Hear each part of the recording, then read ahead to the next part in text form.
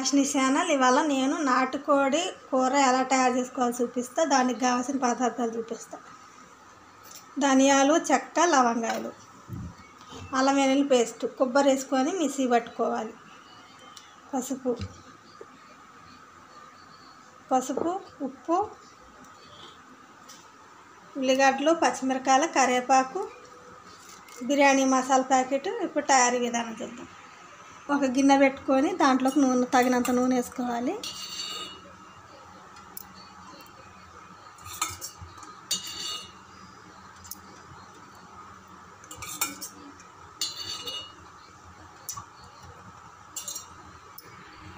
నూనె కొంచెం కాగినాక ఇలా తీసి పెట్టుకుని వేసుకోవాలి.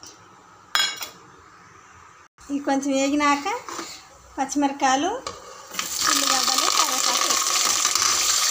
ఉల్లిగడ్డలు మగ్గినాక కొంచెం పసుపు వేసుకోవాలి. పసుపు పచ్చివాసన పోయినాక అల్లం వెల్లుల్లి పేస్ట్ వేసుకోవాలి.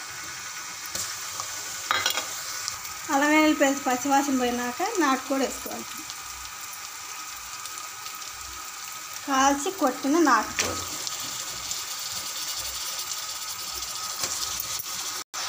మొత్తం వేసుకున్నాక కలుపుకోవాలి బాగా.